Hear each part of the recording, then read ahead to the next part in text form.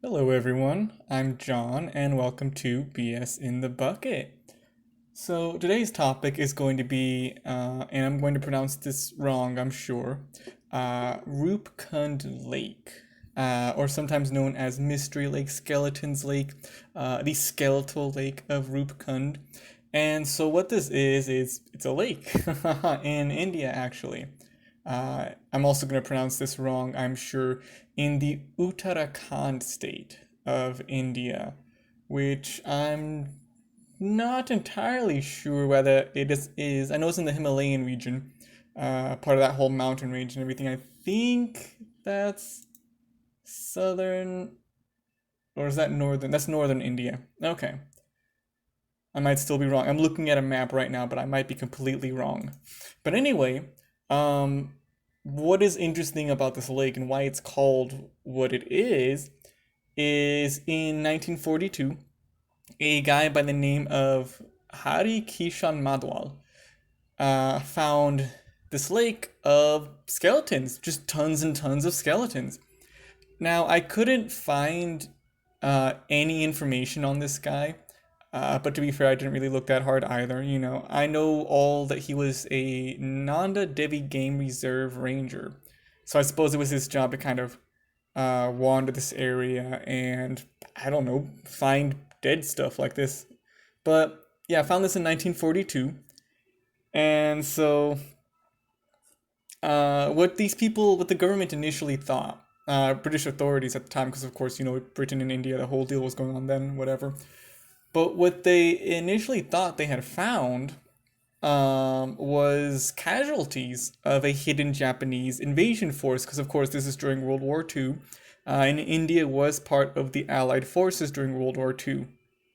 I didn't know that, to be honest. I don't think it might have been mentioned. I'm sure it was mentioned when I was in school, but that was like a long time ago. But I guess at the height of World War II, India had 2.5 million troops fighting around the world, which is definitely interesting. I might actually talk about that in a future episode because I didn't know. And, it's always interesting to kind of go over things like that. But so they thought that this is what that came from.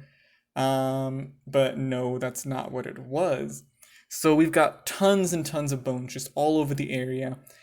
And what we end up finding with these bones and things, there are things like wooden artifacts, there's iron spearheads, there's slippers, as well as rings. So clearly they weren't part of like a military force. These were just kind of people wandering wherever they're going. Now, there is a local legend, and there are a lot of songs and things actually about what happened in this area. So, what they say basically is these people had wandered into um, uh, a deity's area, um, and she was very angry. She's like, "Hey guys, this is my place. Y'all need to leave." But rather than telling them, I guess that they need to leave, she just kind of said like, "Hey, by the way, here's some giant, hailstones. I'm gonna kill you guys with this stuff." And that's exactly what happened, I guess. We have looked at the bodies and found that they did suffer severe trauma to the head, with round objects. So it does seem like, these severe hailstorms did pass.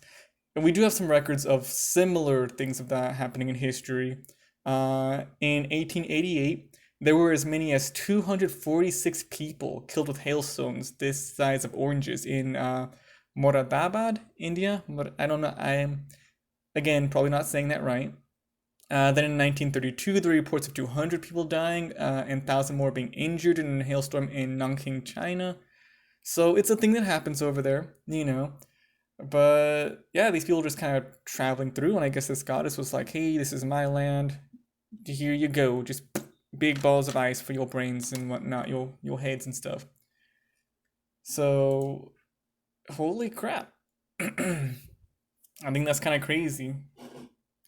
Now, we did in the 50s take some samples of a lot of these bones. I think I found a proper like article, like a nature, like a science proper dissertation thing on this whole deal. It's super long. I tried reading through all of it, but um, boy, gee, I don't have the patience to read a full-on essay. It's really interesting, it is, but it is long. If you want to read it, Google knows lots of interesting things.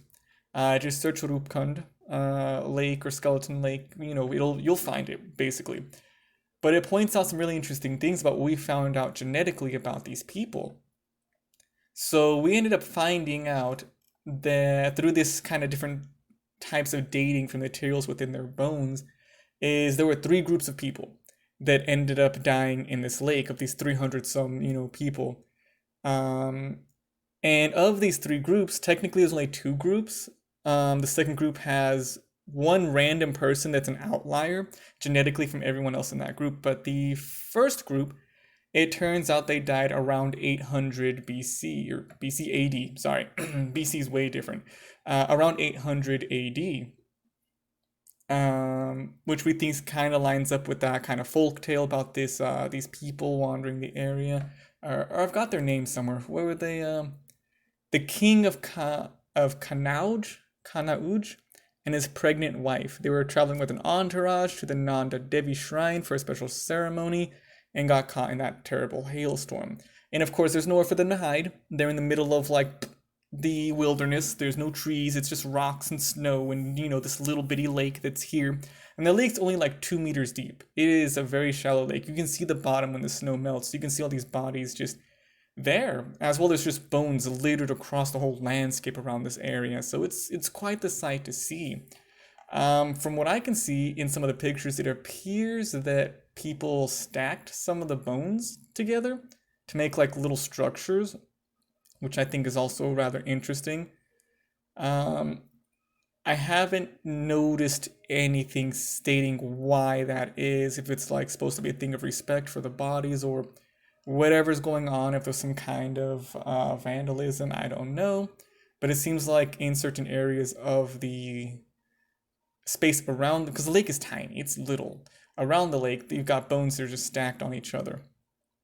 But yeah, supposedly it was those people. But second group, which technically contains group number three, that one random person, they died about 1,000 years later, around the year 1800. So you've got these people all dying in the same spot, seemingly both by a hailstorm, judging by the injuries. As far as I could find, there was no distinction in injuries between these two groups, just that they all had these wounds from like spherical things smacking them in the heads and whatnot. But yeah, group two had this one random guy from somewhere else in the world. If I can find it in this really long article, this whole essay thing, then I can kind of mention that there's a lot of really interesting pictures here too. Like if you're interested in all kind of like genetic information, graphs and all that, it's really interesting. It really is. There's also mentioning that there's diets, different diets between these genetic groupings, which I guess makes sense. They're coming from different places.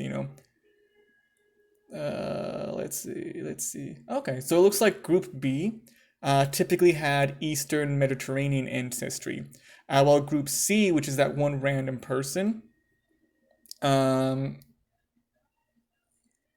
reflecting consumption of terrestrial plants such as wheat, barley, and rice. That doesn't say where they're from.